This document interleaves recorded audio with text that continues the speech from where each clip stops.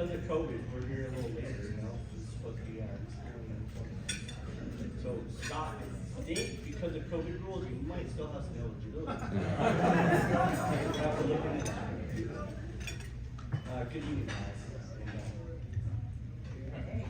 And congratulations to all the recipients here. My name is James Paul, and some may know me as Peanut.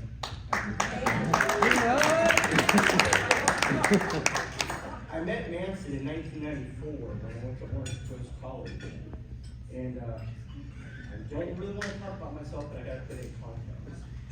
So I was a young 8-year-old coming from Germany. And my dad was in the military, and I'd never been to the States before. I was 8 years old, all by myself. And Scott was one of the first guys I met. So I'm here to talk about not just his sports accolades, but the person. Because I think that should be celebrated as well. So, of course, he's a great soccer player, but he's even better.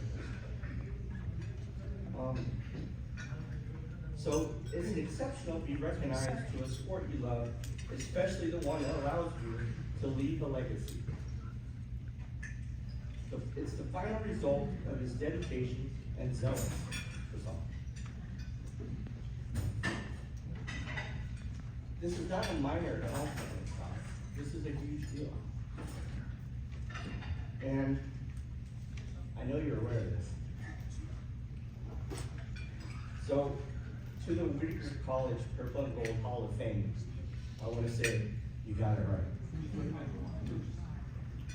He's not just meeting the criteria to be a Hall of Fame member,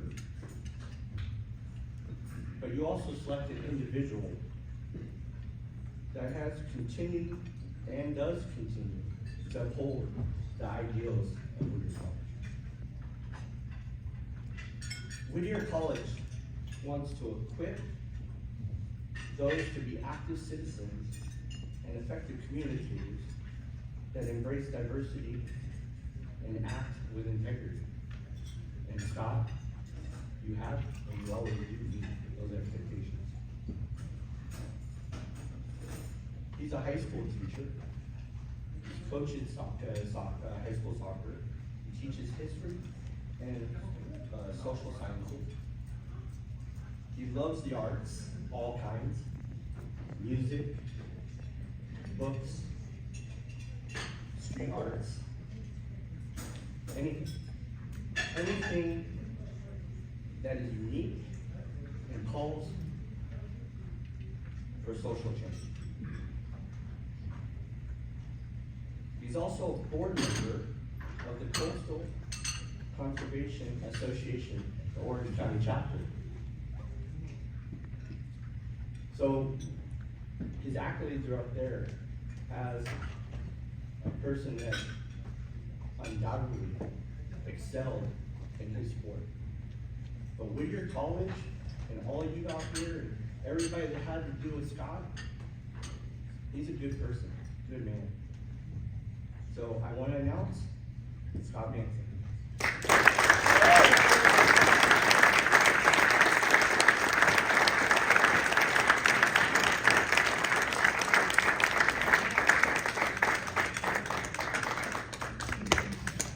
I'm a teacher, so I have a booming voice, so I just want to talk about Peanut for a second. The World Cup soccer came to America in 1994. We were broke. We could not afford to go to any games. So we found jobs being security guards at all the games. Peanut back then probably weighed 130 pounds. I was about 150 at that point. We were not people that should have been security guards.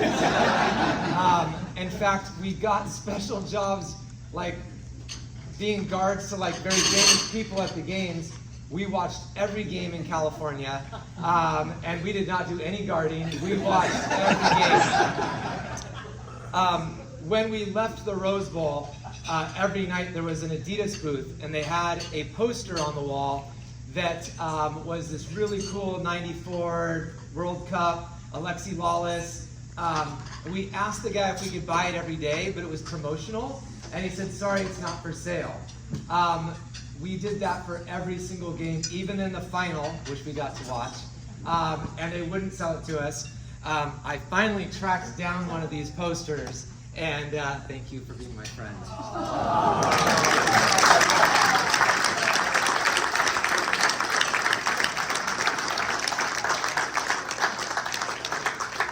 Let's come over here real quick. I'll introduce these guys. Helen is here tonight. She was the first person to get to hear that I got inducted into the Hall of Fame. We had only been hanging out for a couple weeks at that point, and her response was, why would they put you in the Hall of Fame? Which led to a lot of questioning on our part, but that's the second thing. This is my dad right here. He turned 75. 75 this week. So happy birthday, Dad. This is my sister right here, Missy. This is my mom, Debbie. This is my best friend, Schmidt. We teach together now. We coach together for 11 years.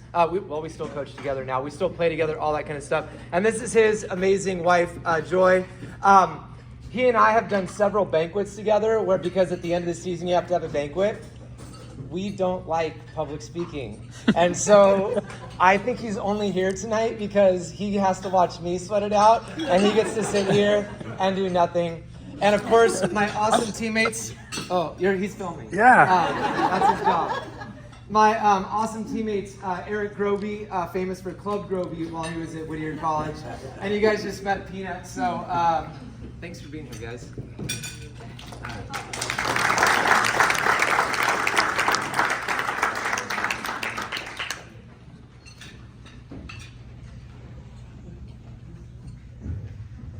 First and foremost, do you hear me? Yeah. All right. First and foremost, I need to thank the Hall of Fame. This is the honor of my lifetime. I'm still kind of in shock that this is happening. So thank you for this honor. It truly is unbelievable. When I was 5 years old, going way back, my parents were making me take piano lessons. I hated piano lessons.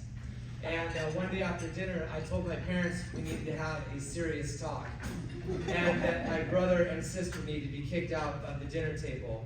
I told them at that point that I was a soccer boy, and I was not a piano. I'm a sports boy, and I was not a piano boy. They said my argument was so good that they let me quit the piano and take soccer, and the rest is history. Soccer brought me to Whittier College. Soccer took me around the world.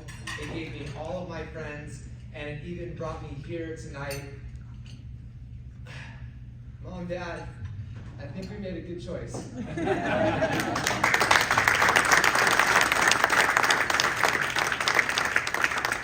Moral of the story, trust your 5-year-old self. It knows more than you think it knows.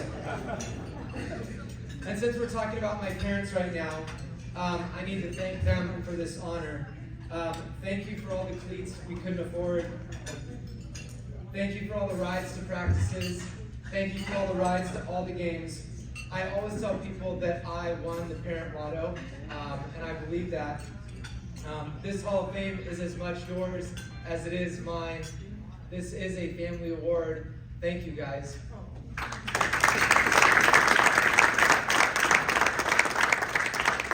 My little brother isn't here tonight, but I also need to thank my big sis and my little brother because they had to sacrifice too. If my parents were on soccer fields, that meant they weren't home with my sister or brother. So thank you, big sister, for your sacrifice for making this happen. This is yours too.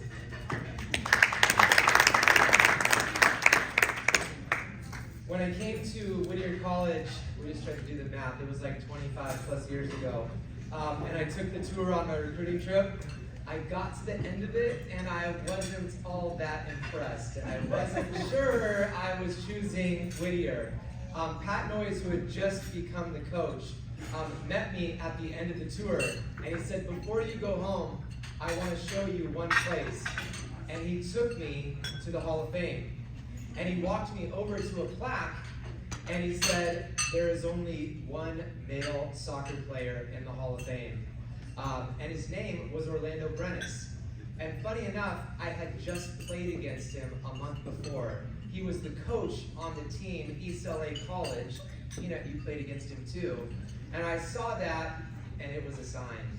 And all of a sudden, I wanted in because I wanted into the Hall of Fame. The Hall of Fame is why I chose Whittier, and it's crazy that I'm in. So thank you again for that honor.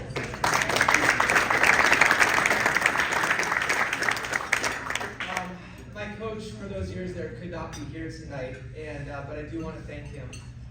Pat, thank you for that challenge. You coached me as a kid. He coached me when I was 12. He also coached me in high school. He coached me in college. He gave me my first 7 coaching jobs as I followed him from college, or from high school to high school to high school. I also coached with him at Whittier High School, and I even coached with him at Whittier College. And I even played on his adult team when I was 16 years old, which I wasn't allowed to do, but that was cool too. Pat, you helped shape me into the man I am today, and I wouldn't be here today without you. So even though he's not here, thank you, Pat Noyes.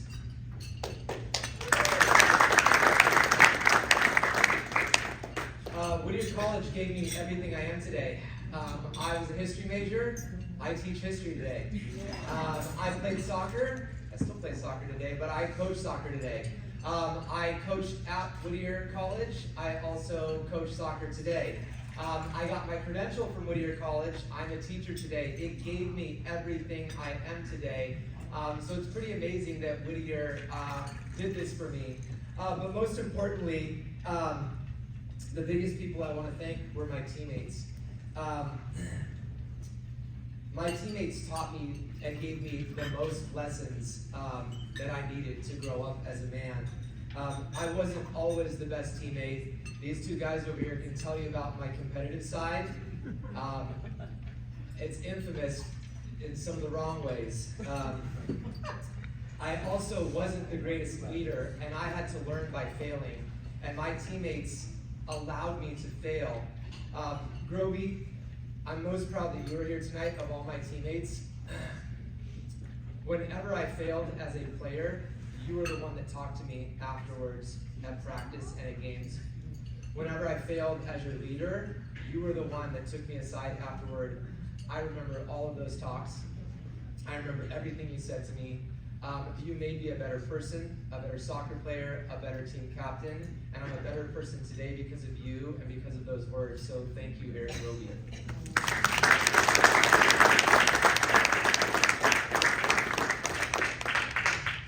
2 more stories.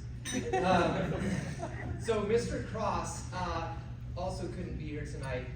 He was the coach that took over for Pat and I when we left Whittier College.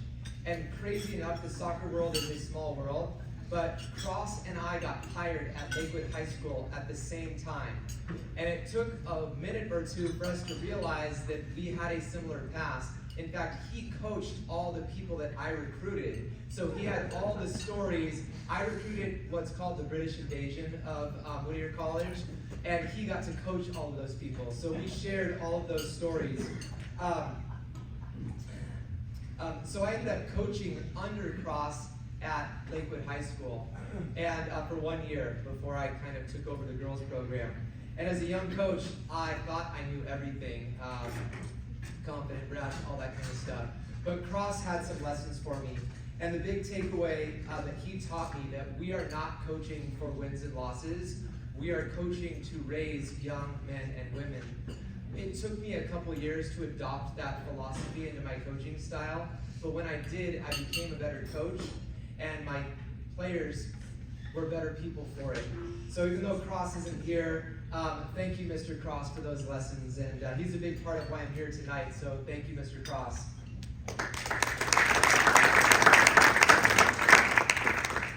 My last story is about my dad. When I was little, my dad was my Sunday school teacher. And he might not know this. I knew this somehow. But every time he finished his lesson, but there was still 5 or 10 minutes left, he finished the lesson with the same exact story. And he would talk about that we are all on a path. Dad, I can still see you in that class, walking on that narrow path. I can still see you falling off of that path and telling us all to get back onto that path. I believe in paths today because of my dad. When we look forward on our path, it's blurry. We can't see the future, and sometimes we get anxieties about our future and where we're going. When we look back on our path, it is crystal clear. When we look back, all those anxieties disappear because you can connect all the dots to moments like this one right here. When I look back, I can see a 5-year-old kid telling me, we got this. This path has led me here tonight, and I'm so grateful to be here with you guys. Thank you very much.